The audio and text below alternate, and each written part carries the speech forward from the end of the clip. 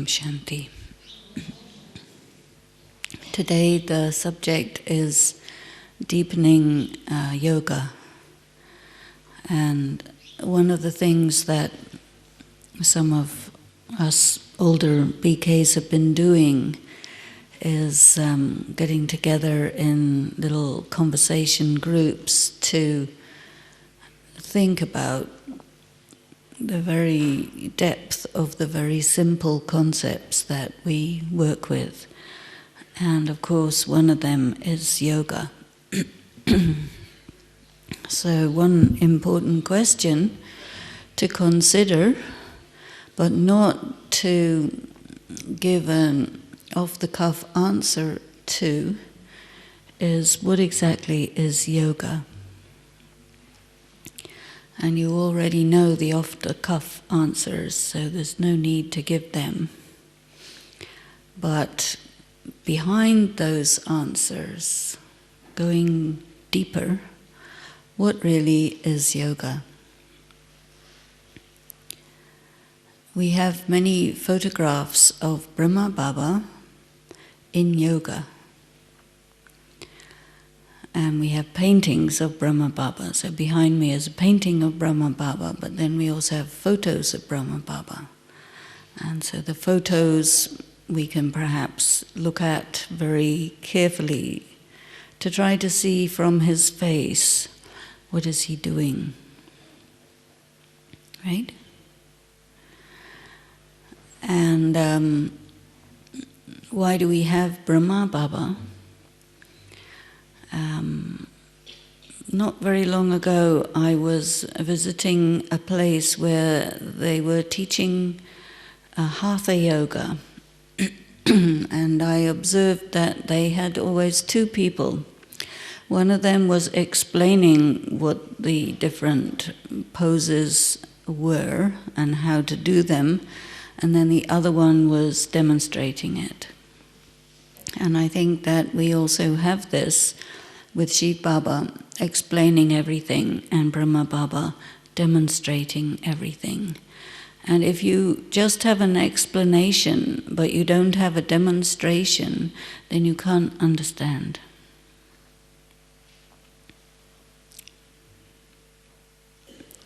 There are many people who are studying different arts, and they also have the same arrangement. They will have an explanation and they will have a demonstration. Because there are many things that, like interpretation of music, that cannot be described, but you just do it. And someone either gets it or they don't get it. And that's the way it is. Now, I'll tell you some incidents in which Baba indicated whether someone's yoga was right or not right. And one of them is a story that Dadi Janki mentions from time to time in her classes, so you may have heard this. It's an incident where she was cooking some milk, bringing the milk to the boil. And I don't know if you've ever done that, but if you want to bring milk to the boil, you have to be absolutely present with that milk. Otherwise, it's going to go over the edge. And you have to be able to stop the fire immediately at a particular moment. Otherwise, it will not be right. If you do it too soon, it's not ready. If you do it too late, it's too late. So it has to be exactly precise. And so Dadi was doing this, and she burnt her finger. A big pot of milk. You must have seen in the milk department how those big pots are. And so, of course, the relationship between Baba and his children, especially in the early days, there were very few, everything was mentioned. And so Dadi mentioned this to Baba, that she burned her finger. And Baba's immediate response was, your yoga wasn't accurate. Right? So what does that tell us about yoga? It tells us that yoga is about being in a certain frame of mind where you are present for what is happening. Right? Otherwise, it will go wrong. So that's one description of yoga, or definition of yoga. Another one, just to give you a few of these so that you can get an idea of what really is yoga. This was when I was quite new in Gyan, and there was nothing like the English Murli, and in fact there weren't any English-speaking people except me. And so everything, whatever was being said, had to be translated. And if any of you are translators, you know that that's a very huge task to translate everything that's being said and have somebody hanging on your every word to know what's happening. And so I said to Dadi with a lot of discouragement that, Dadi, I don't understand Hindi, I don't know what you're saying, what should I do? And she said, well, your yoga's not right. If your yoga would be right, you would understand me. So I said, oh, is that right? And so I learned to tie my mind into hers so that I could understand what she's saying while she's saying it or before she says it. And that is also yoga. You know this expression man mana bhav, in which you have to tie your mind to Baba's mind, and then you are linked, you're connected. And so you are tuned in. When you're tuned into a radio station, then you know what's going on that radio station. But if you're not tuned in, then you won't. So yoga is also something to do with tuning in. And I found that by tuning in to Dadi, I would be able to know exactly what she's saying. And I also found that in those days, the only Hindi I could understand would be Hindi that is related to Gyan. Any single word that was Lokik, I couldn't understand. So I thought, that's interesting. Just only the yoga is with the knowledge. So one is the yoga is with Baba himself, and the other is the yoga with what is in his mind, his thoughts, his ideas, his instructions, his recommendations, his description. And Baba's sanskaras are the sanskaras of knowledge. Our sanskaras are the sanskaras of performing our roles, which could be good, bad, or indifferent depending on when and where and how. But what Baba does is he speaks the knowledge. So this is his sanskaras. And whatever is your sanskaras, you'll express that. So Baba has been talking to us about changing our sanskaras. And many people, I imagine, are wondering what is wrong with them that Baba thinks they need to change, as everybody seems to feel that they are absolutely fine the way they are. Is that right?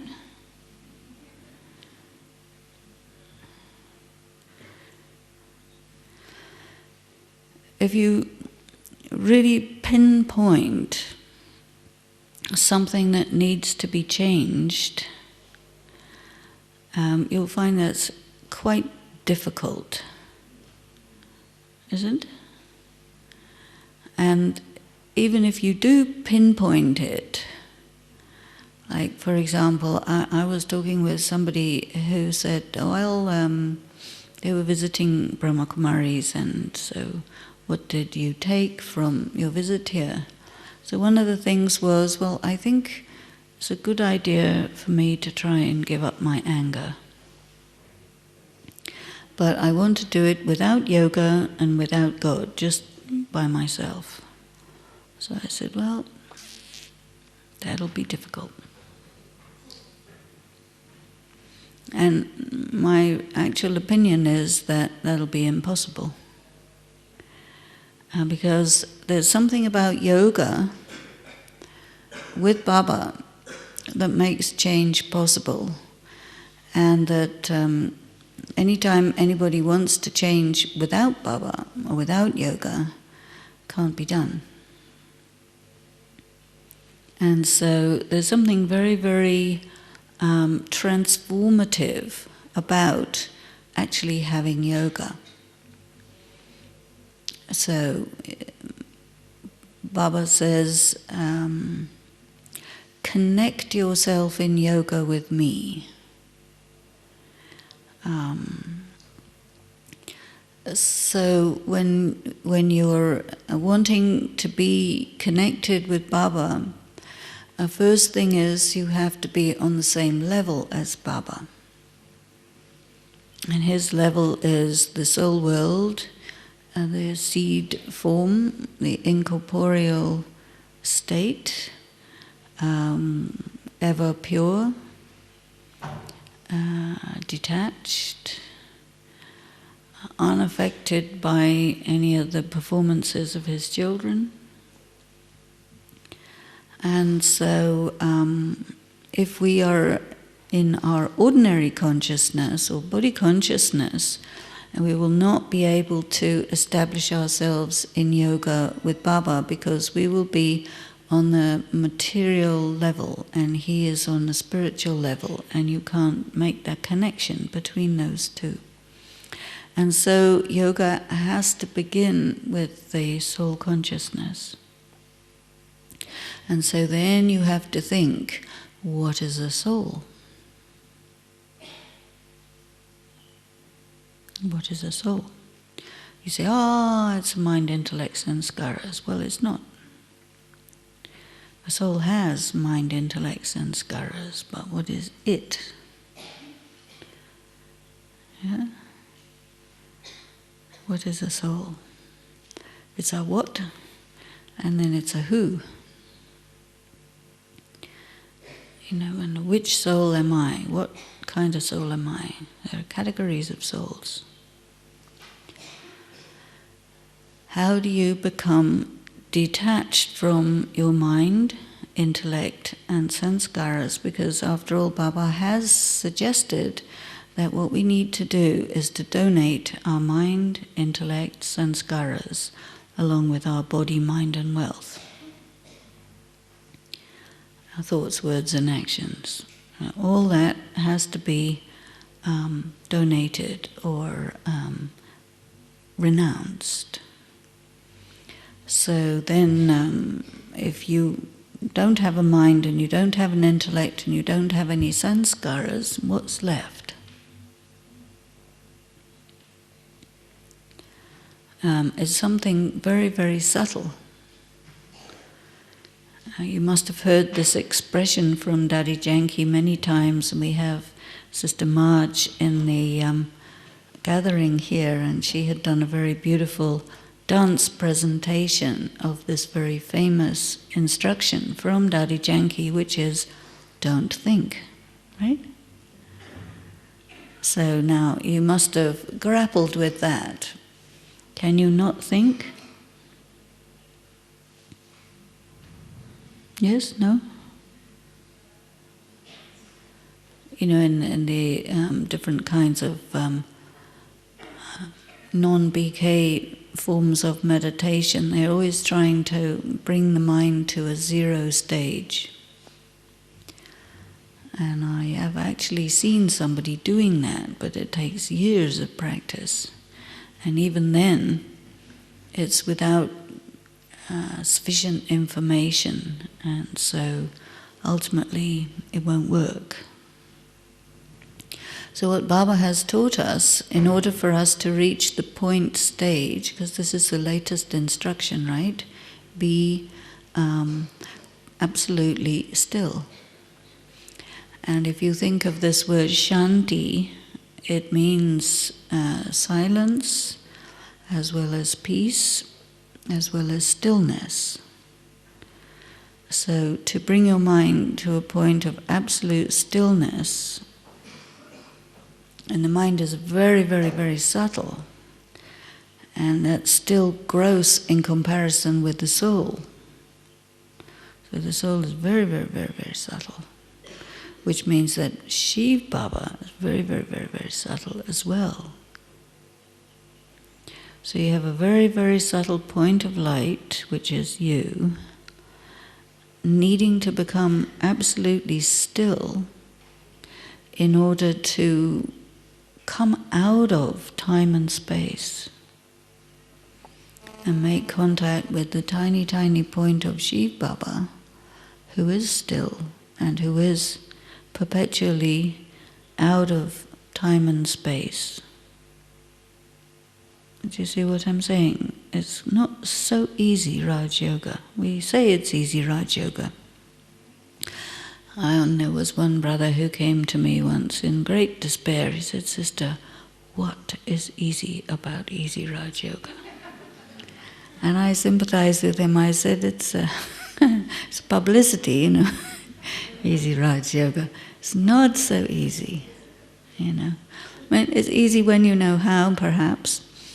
And it's easy in the sense that the information that Baba gives us is complete and adequate, and all that you need in order to be able to do it. So there's no struggle to try and understand what he's talking about, except that we are mostly very gross, and we have to become very, very subtle. So I think that this is a very key point, the whole question of what is a way to make myself subtle and what makes me gross. Now, if we take a look at this from the perspective of Hindu bhakti, because Baba has contextualized his knowledge in Hindu bhakti. And one of the things he says is that the devotees make a large form of the Shiva Lingam, right? Sometimes it's extremely large. But it never gets all that small. You can get, like little Easter egg type things, But on the whole, they, for the purposes of worship, they need to be at least big enough so that the different ritual ablutions and oblations and items that need to be placed upon the Shiva Lingam, so it has to be big enough to hold those things.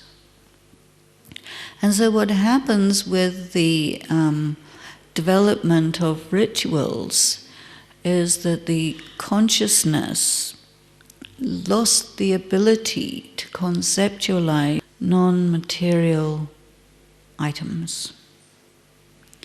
And so sometimes Baba says that the devotional intellect of the conventional Hindu devotee would be called a tamo pradhan buddhi, right? The impure or gross intellect. So tamo pradhan doesn't only mean impure, but it very much means gross.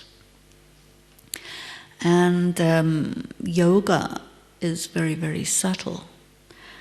And then not very many days ago, it came in the Murli that you have reached only up to the Rajo stage. So you've gone from Tamo Pradhan to Tamo to Rajo. So that's not very far. And the Rajo stage corresponds to the Copper Age stage. And Copper Age stage means that the intellect is still gross. You know, it may not be like totally gross and unclean like this, but it's still gross. Now, when Brother Jagdish has been writing about these, and you may have looked at some of his work because his writings form the bulk of the Brahmakumari's literature, and then he left the body in around 2001 or so. After that, a few other writers have been coming onto the BK bookshelves. But Brahma Baba, Shiv Baba, Bap Dada had identified Jagdish Bhai as Sanjay. And if you have read the myths of the Mahabharata, you will know that Sanjay is the character who was telling what was going on between Arjuna and Krishna. That means to say, between Shiv Baba and Brahma Baba. And so their conversation, their discussion, which we know as the Murlis, then is explained to the other people. And so that is the work of Jagdish Bhai. And so he did a lot of research and a lot of churning about the intellect and yoga. Because one of the names of Raj Yoga is Buddhi Yoga. So on one hand we have Manmana Bhav, where you tune your mind with Shiv Baba. And you have Buddhi Yoga, which is loosely translated as, and incomprehensibly translated as, the yoga of the intellect. I don't think any single one of you has the slightest clue what is meant by the yoga of the intellect. Am I right? Yes? You can't possibly know because it doesn't have any meaning in English. The yoga of the intellect. It's not an expression that is current in the English language. So then it's a very literal translation for Buddhi Yoga. You see, and first of all, is Buddhi the intellect? And what do you mean by the intellect? You see, it's very, very difficult to put your finger on it, isn't it? What is an intellect?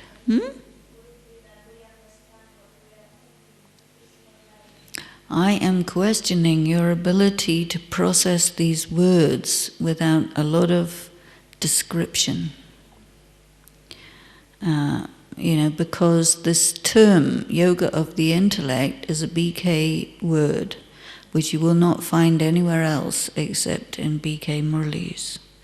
And so the question is, what is meant by the intellect in BK? What is meant by yoga of the intellect? You see. Like, for example, Yogdan. We have this expression Yogdan, which is translated as donation of yoga, right? But it's used to mean cooperation. There's a big difference between donation of yoga as an idea and cooperation as another idea. The same word for both. So this expression, yoga of the intellect, is what we call as a jargon word. Jargon means it's very specific to BKs. But we have to be able to describe exactly what that expression refers to. And it's very, very subtle. So what is your intellect? What is your buddhi? So Baba says that it is the capacity of the soul to distinguish. So one of the 8 powers is called power of discrimination. Right? Power to distinguish. You have a real diamond, you have a fake diamond. And the buddhi is supposed to be able to distinguish between these two. So this is that faculty to distinguish, which we don't normally in English, we don't normally refer to that as the intellect. But here in BK we call it the intellect. So we're using the word intellect in a very, very unusual manner. And so we have to define our terms very, very precisely in order to know what on earth is meant by the yoga of the intellect. Because if you don't know what it means, you can't do it. How can you do it? You know? Like if somebody will say to you, okay, put 3 chapatis worth of sugar into a pot and stir it with 5 apples worth of milk. You know how to do that, because these are not normally measurement terms. You see what I'm saying? So we have a terminology which is being used in a very specialized way, and we do not have very good clarity on exactly what that is. And so now, one of the things about yoga is concentration. And so one of the interpretations of this word buddhi is the capacity to concentrate. Another of the meanings of this word buddhi is willpower. Now, you wouldn't normally understand that by using the word intellect, which doesn't have normally anything to do with concentration or willpower. But it is to do with concentration and willpower. So the yoga of the intellect means by the power of your will, you concentrate your attention.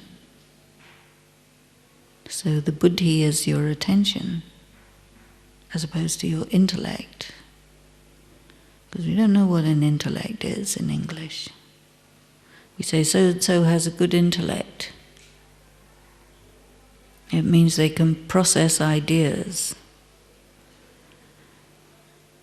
But then yoga of the processing of ideas, that becomes more difficult to comprehend or conceptualize, you see. So we need to really think about these words so that we can understand them by describing them and defining them in many different ways. It becomes more and more clear what exactly he's asking us to do, you see. Then he talks about the fire of yoga. And then he talks of Agan and Lagan. So Agan is fire, Lagan is love. So it's a fire of love. So you've got concentration, and then you have love, and then you're wondering whether love belongs in the mind or the intellect, or the sanskaras, or the karma, or the attitude, or the intention, or the feelings. You see, it's very subtle. All of these different words are kind of vague, you see. And so when you want to do something precise, using terminology that's vague, you can be having a hard time to do that because it's not clear. So one of the things about this term discrimination, which is also connected with, there's another image that is given for yoga, which is a lens, right? If you put light through a lens, some of you may be wearing glasses, right? And if you put light through your glasses, you will see that when you keep that lens at the right distance above a piece of paper, that light will take the form of a small point of light. Have you tried that? Yeah? So that is called the focal distance of that lens. So one of the things about the intellect is it's not just about concentration, but also this ability to take something wide and focus it on something little. So that's also what the buddhi does. And so buddhi yoga is the ability to focus your attention on Baba, so that you do not get distracted. So when your focus of attention is distracted, we would say your yoga is broken. So the ability to maintain focused attention for a long period of time. And in order to be able to do that, and the intellect has to focus the attention of the mind. You see, because you've got man-mana-bhav and you have buddhi yoga. So both the mind and the intellect are involved in having contact with Baba. So what he tells us to do is to churn. He says, Vichar Sagar Manthan. Vichar Sagar Manthan means churn the ocean of ideas, literally. So now when you listen to the Murli, what you have is 3 pages of words that come out of Shiv Baba's mind and that are interpreted by Brahma Baba. So if you know anything about music, the player of the music, which is written down on a piece of paper, is that player will interpret those notes. And each and every player will interpret the same notes differently from the next one. Correct? And so the accuracy of playing those notes is one aspect of the requirement for a good musician, and then the other is the quality of the interpretation. And I think that one is called technical ability, and the other is aesthetic ability. And so in the same way, are you following me okay? Yeah? So in the same way, in yoga, we're using the intellect, which is to do with more technical side of things, where you have to take thoughts, concepts, and you have to move those concepts around in your mind. So in that case, your mind is like a big soup pot, and the ideas are the ingredients, and your intellect is a spoon. And you are stirring them around. Because if you're a good cook, I don't know if you've seen that little cartoon called Ratatouille, have you? Yes? So it's all about the je ne sais quoi to make the right taste. Right? The very good use of exactly what flavors, so that the person who's going to taste it is satisfied. And so in the consciousness, the taster is the mind. And tasting what you have created to enable you to make a connection with Baba is something which we call experience of yoga. Right? Because you have yoga with Baba and you want something to happen, right? what's supposed to happen? You're supposed to experience that you made contact with God, because if you made contact and you didn't have an experience, then you would have to conclude that you didn't make contact. Because if you make contact, suppose you have a wire and you make contact with the, electrical current, then something will happen. You will feel the current. So also Baba says that when you do concentrate your mind on Baba accurately, you will experience the current. You see? So he uses lots of analogies from the regular everyday world to help us to understand whether we've got it right or not, you see. And because there's so many different aspects of yoga, we have to kind of go through all the different ones so that we get a whole picture of the relationship with Baba, the connection with Baba. And the whole question of relationship is another whole story, you see. Because having a relationship with someone, which relationship as opposed to which other relationship, is also an aspect of connection. So you have a technical aspect, an electrical aspect, an intellectual aspect, an aesthetic aspect, a relationship aspect. All of them are included, you see. And what Baba had said in the Murli of 31st December is that Baba is your sansar, your world. And if Baba is your world, then where would the sanskaras come from? Sanskaras, because this is all about reaching a point through yoga where the sanskaras of body consciousness merge or become completely dormant.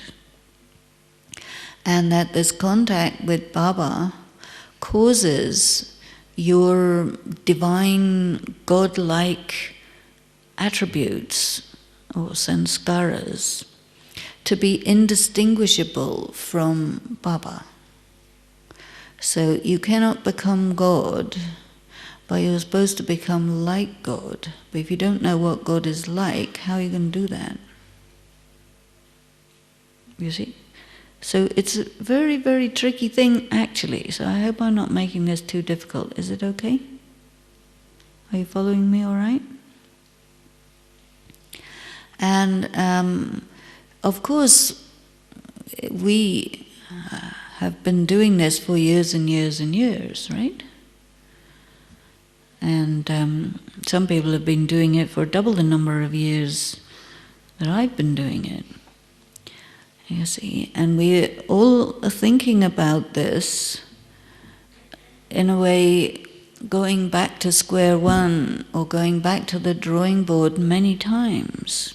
Because every time you do that, you get it slightly more subtly.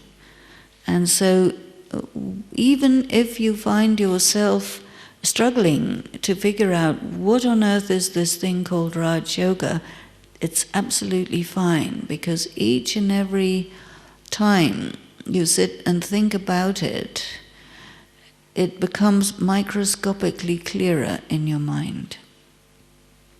And one of the things that's very necessary because of this is, in order to really progress in yoga, you have to be very, very patient with yourself. Then the other thing to complicate the whole story is the subject of Maya, right? Because Maya is a mysterious thing whose job is to prevent you from having yoga, and who's very, very expert in doing that. And so sometimes you must feel that it's very unfair, that the odds of Maya succeeding are far greater than the odds of you having yoga. But then Baba gives us another little thing, which is if you have a step of courage, Baba will give you 1,000 steps of help. So that kind of makes the odds a little bit more even. And so part of that courage is to stick at it, you see, because the other thing that Baba has told us about this is you have to have consistency. And so Baba says that you have to do the act of stopping what else you're doing and try to be in yoga with Baba frequently. Just now he said every hour you must stop completely and just apply a full stop or go into the seed stage, you see, and just have absolute stillness for a second. And that takes a lot of practice to be able to do that, and doing that also constitutes a practice. Last season, Baba said, you should have 10 minutes yoga every hour. And everybody said, oh, what? How can we operate like that? You see? Because one of the things is we're all very busy and this and that, right? And everything is going very fast and we're all caught up in something that Dadi Gulzar calls action consciousness. So there's body consciousness and then there's action consciousness, which is pretty much another kind of body consciousness. And then there's soul consciousness. So we have to spend quite a lot of time being soul conscious and practicing soul consciousness and figuring out what soul consciousness is, because soul consciousness is the first step for there to be yoga, you see, because yoga in a way is a two-step process. First you have to go in, which is the soul conscious stage, and then you have to go out, way out, or up, where you contact Baba. So we have this map of the three worlds, in which he says that you are sitting on planet Earth, and you go with the vehicle of your mind past the subtle regions and sit with Baba in the soul world.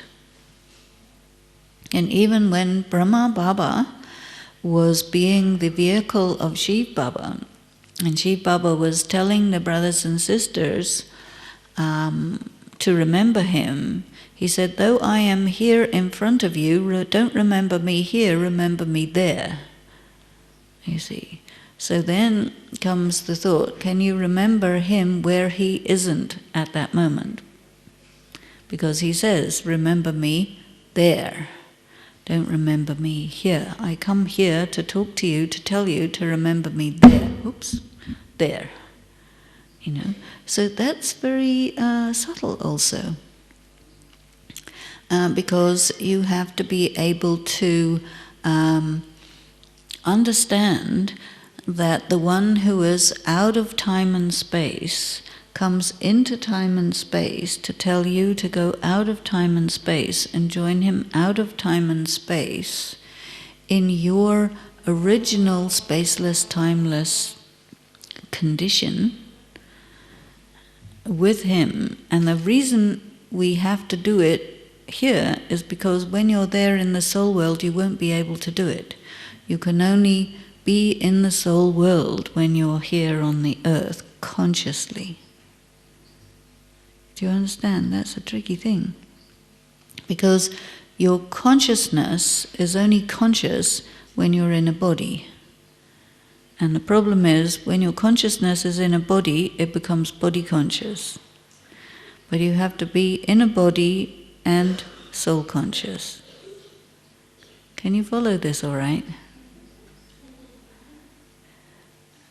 So you have to be very concentrated to consider these states of being. And we very, very easily lose the thread of thought, right? And so being able to not lose the thread of thought is an aspect of concentration, is an aspect of yoga. So, for example, one of the ways that you can practice to stay with the thread of thought, which is going to help your yoga, is when you're listening to the murli, that you don't get distracted. And so you have quite a lot of brothers and sisters who insist that the murli reader reads only the murli and not any comments on the side. Right? Because when you have comments on the side, it can help, but it can also break the flow. So if you have comments on the side that help, it's okay because it stays within the flow. But if you have a comment on the side that breaks the flow, then you find that your work to develop your power of concentration is getting interfered with by the instrument teacher. And then you will feel irritated. Is it right? So it's a balance, because on the one hand, explanations are very helpful, and on the other hand, they get in the way. They can get in the way. So I think you have to have very good yoga to be able to read the murli to a number of people such that the flow of the murli and the flow of concentration of the people who are there is all going along nicely, so that you arrive at the end of the murli at a holistic experience of Baba's expression. Because the murli is your basic ingredients for your mind, you see. So when Dadi Janki was asking Baba, because she came a year and a half after the first batch of BKs, due to being in bondage, Lokic bondage. And so she asked Baba that, what can I do to catch up with everyone? And he said, read the Murlis 12 times every day. And then she thought, well, I'm going to do it 24 times. And she did that for quite some time.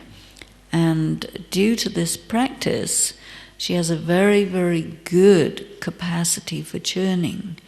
Now, mostly what I have found is it's quite hard for people to have sufficient concentration on the murli to hold in their mind the totality of what's in all those 3 pages.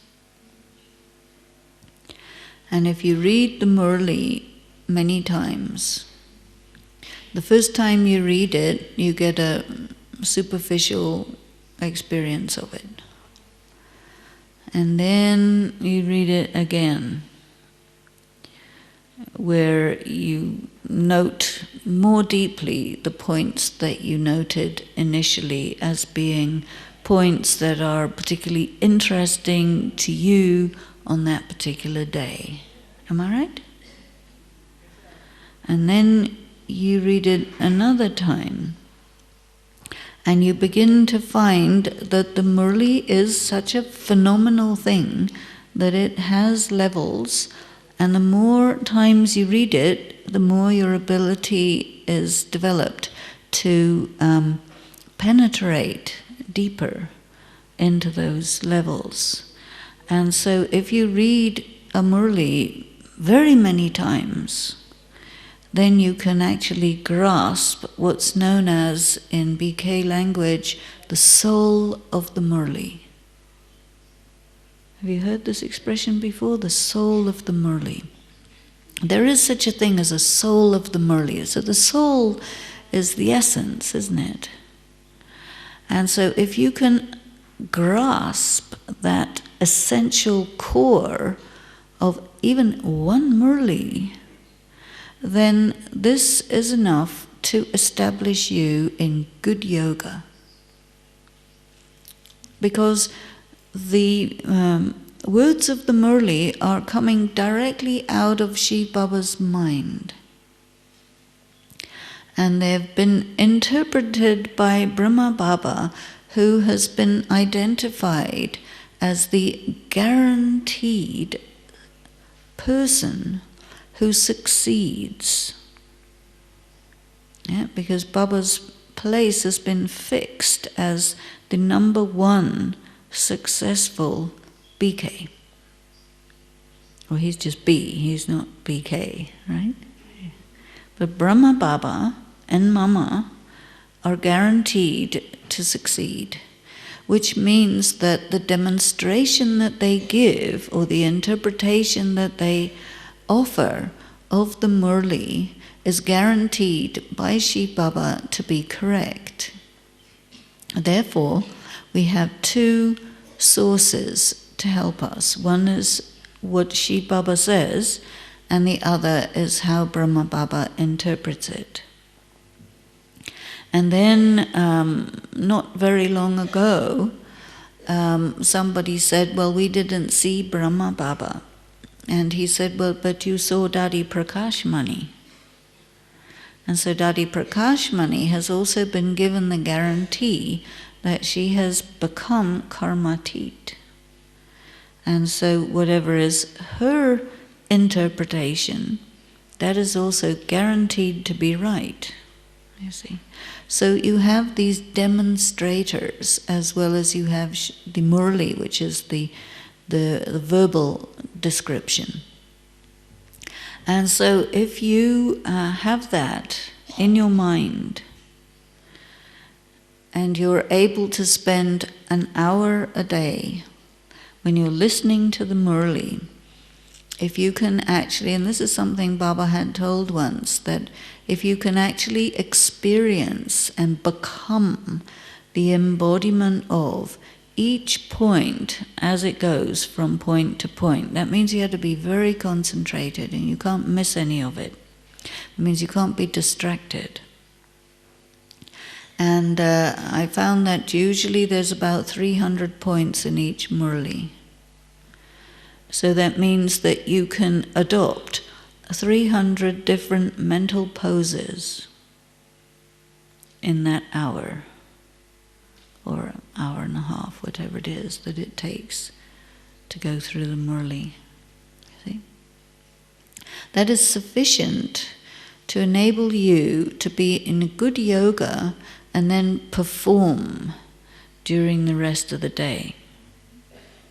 So we have enough information and enough practice of being concentrated to be able to stop every hour. And for that, especially, Baba gives us the knowledge of drama. Because if you have the knowledge of drama very clearly in your mind, then you will not be distracted by events in the drama. And in order to really have the knowledge of drama clear in your mind, you have to be very detached from your own self. Because we have a tendency to think that I am not part of the drama.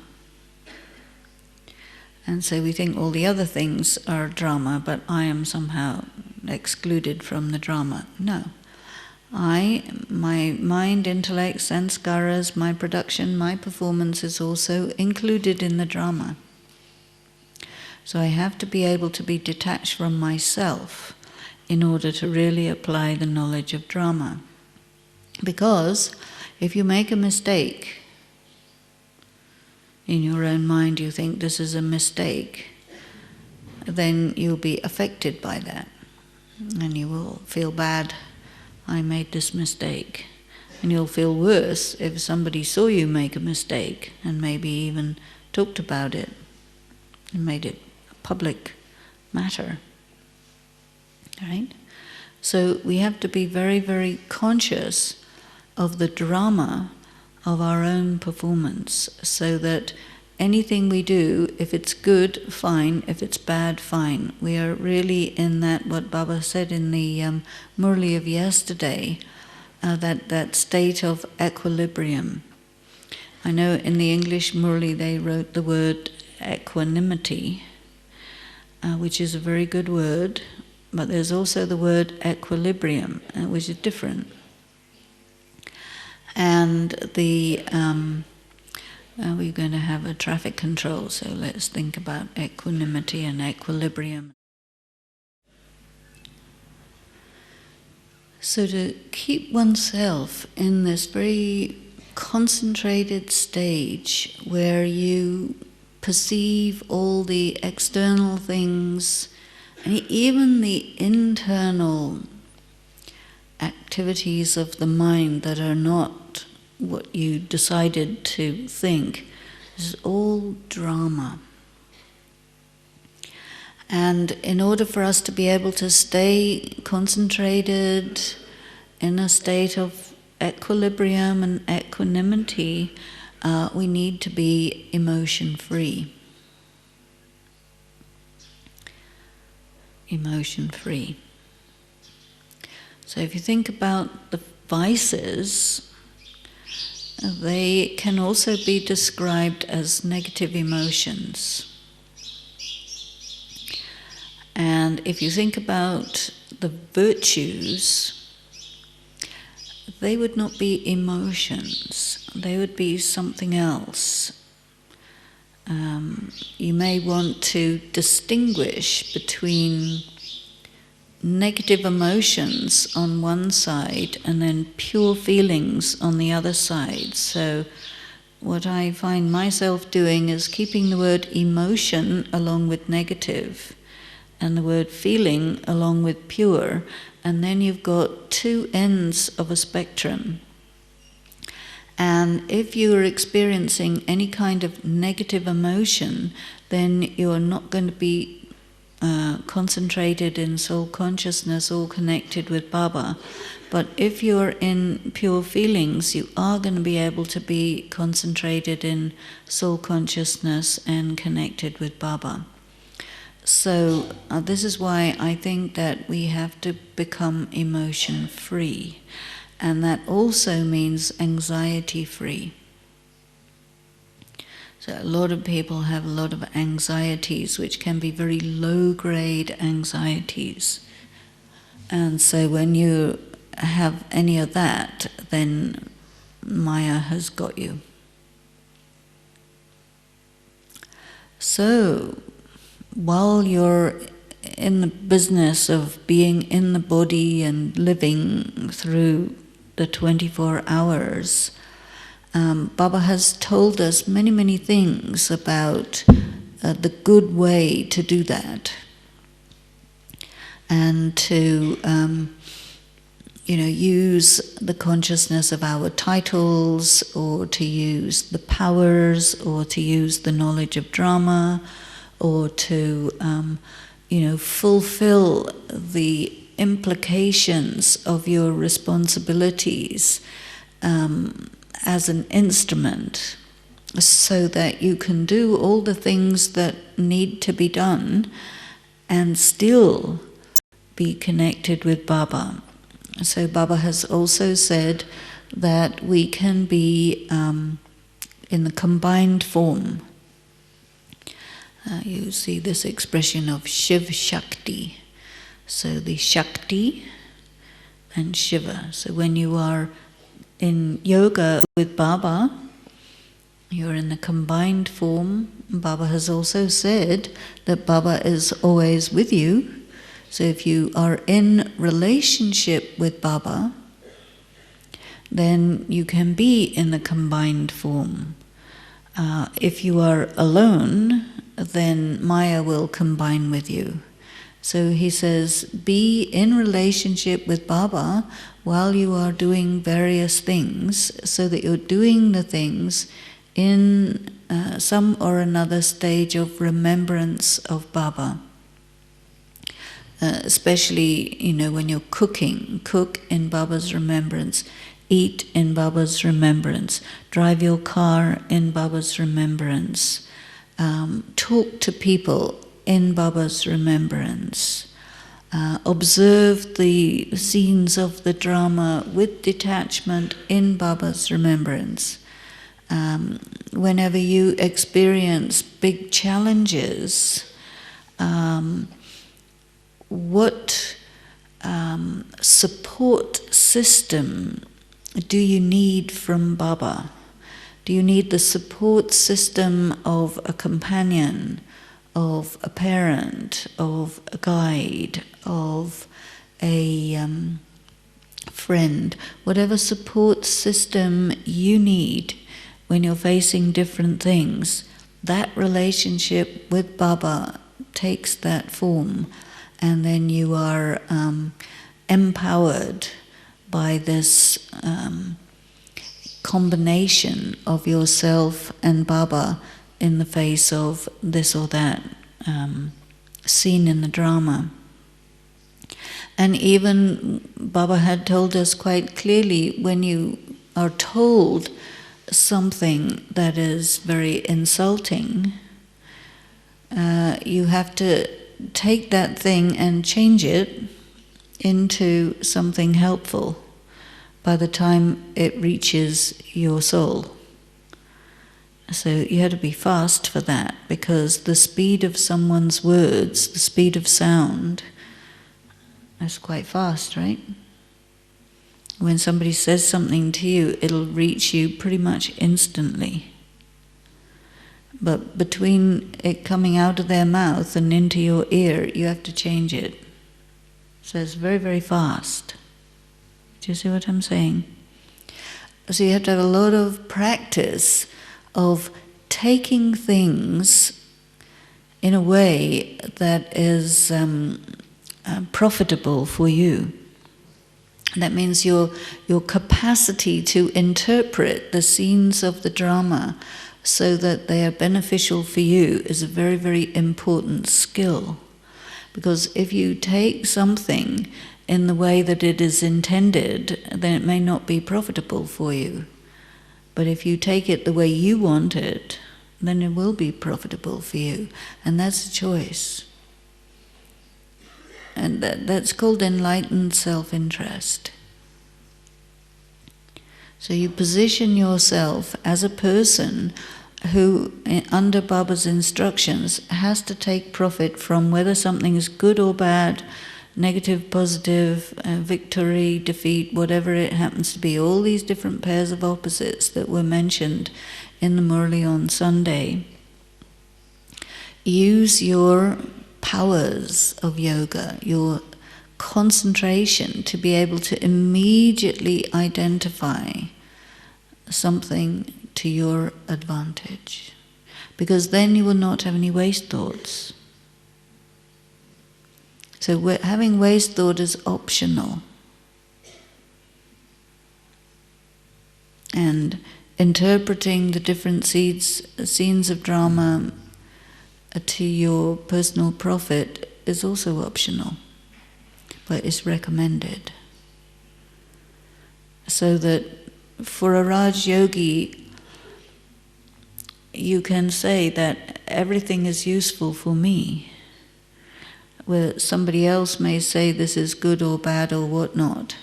But Baba has so often said, each and every scene in the drama is beneficial, but then provided you take it that way. If you take something good as bad, then he will say that you're not very bright. So you may think it's bad. He will say, well, it's in drama, so it has to be good. So it's up to you to take that thing as good, and you have to be very skilled to be able to do that. And the skill is developed by actually studying the knowledge of drama, so that you're able to hone your interpretative skills, having remembered all the points of knowledge, and so that no scene in drama can come to you as a bad experience.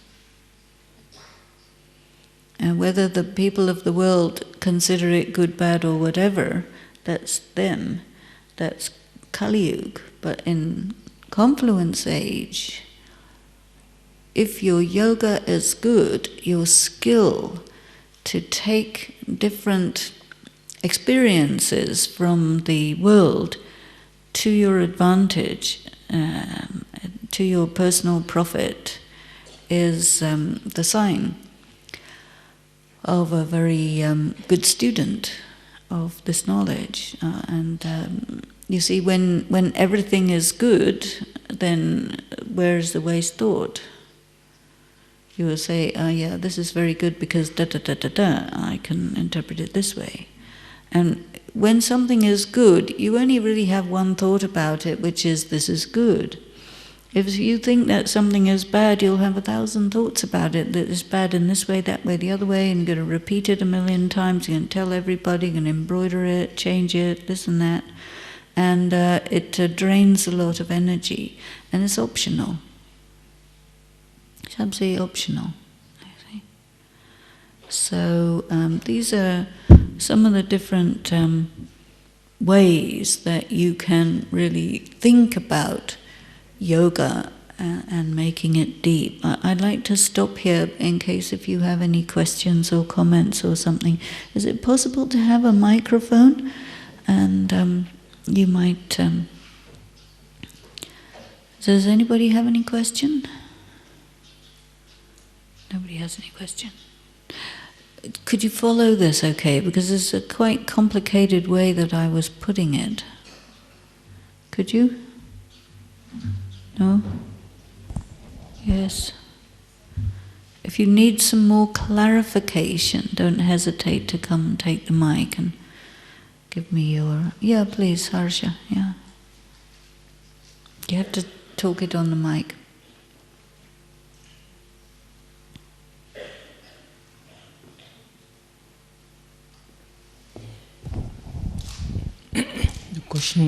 The question is about the last point. I understand when there is no waste thought, it is easy to be in subtle state and connect to Baba and stay in that focal distance to stay for a while. Once Maya throws a spanner and with a waste thought, and you said to turn it around to your benefit. So what if I know that I did something wrong? Nobody said anything to me to trigger waste thought. It is my own thing. How do I turn it around? Yeah, very, very good question. Did everybody understand that? What if I did something wrong? Nobody says anything, but I did something wrong. How can I make that beneficial? I had a very interesting experience of that. It was part of my conversations with Dadi Janki about a particular subject. And so Dadi had asked me to present an idea to someone.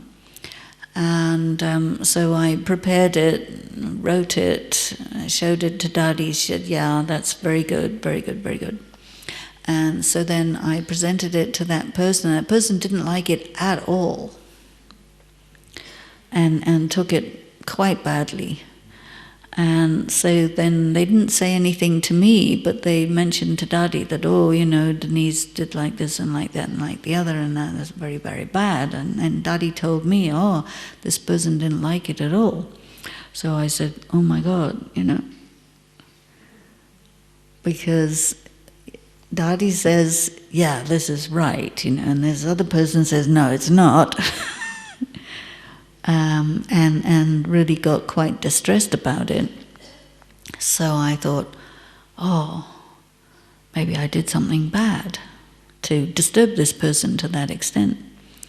And so then I was trying to figure out a position to adopt in the face of it, because I think if Dadi says this is good, then it's probably good, right? She's the expert. And then this other person who was no less of an expert says, no, this is bad, you know. So you get yourself quite in a dilemma. So then I put this to Dadi, and she said, you're just feeling guilty. So I said, feeling guilty? Maybe I'm feeling guilty about disturbing this person very much. And so one thing she was telling me is it's not good to feel guilty by disturbing somebody. And the second thing is, she said, you don't understand drama, because if it is in drama for you to do something correct and somebody to take it badly, then you have to be detached. And then I thought further, okay, well, what if I really do something bad? And so you have to be detached from that too. Do not feel guilty about it. Don't repeat it. And be detached. And then that's also in the drama, because once it's done, it's gone in the drama, you can't do anything about it. But and this is something Dadi Gulzar also says, that somebody may say something unpleasant to you and you think about it 1,000 times. They did it once, but you experienced it 1,000 times, because every time you think about it, you're re-experiencing it. She said, that's not right. Experience it once is sufficient, and then let it go. You know, so, I mean, you see what they're saying about what yoga is the ability to just stop the repeated thoughts and stop the negative emotions and be really, really detached from yourself, from other people, from everything, and still be a normal human. I mean, we're not normal, of course, but, you know, you're still human. Right? So that's very skilled, I think, a very highly skilled stage that Baba's bringing us to. I see somebody with a question. Yeah, it'll work. It's about detachment. Is it that the drill Baba is giving is especially to make us more detached? Because if we are so emotional about things, I feel myself very emotional, and that's what is bringing me down. Mm-hmm. And in face of situations that these emotions are being so caught up in the drama, so is it that consistent becoming point that is going to help us to be more detached and emotion-free? Thank you. Good question. Now, becoming emotion-free is easier said than done, of course. But nevertheless, it is what we are trying to do, is reach a point where we are so clean and that we have worked through all of our issues, because everybody has a lot of issues, isn't it?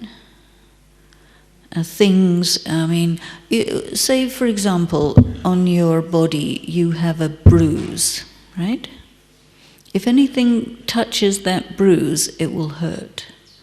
But if anything touches a part of your body where there's no bruise, it's not going to hurt.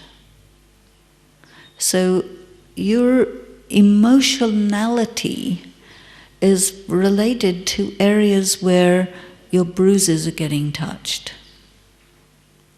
So there are many, many issues that people have. As Baba has told us, we have kinds of karmic accounts, and we have all sorts of unfinished business, and all sorts of wounds and injuries, and he's the supreme surgeon. But we arrive here in this university-come hospital with quite a lot of bandages and stuff, you know, that needs a lot of surgery from Baba. And the sign of that is that we get very emotional about things. Now, it doesn't mean that we're bad, but it means that we have things that need to be worked through. And so we need to take however much time we need to take in order to do that. And this is another reason why we have to be very patient. So we have to practice yoga. We have to allow these areas of spiritual wounding to come to the surface. And occasionally Baba will mention about himself as the Ayurvedic doctor. And there are in Hindu Bhakti the 12 Jyotirlingams, which are the main Shiva temples of India, and one of them is called Vaidyanath. And that is the aspect of Shiv Baba as the doctor, the Ayurvedic doctor. And so he will make us drink the nectar of knowledge, and that medicine will make all of our stuff flare up, and we will say, wow, what is happening?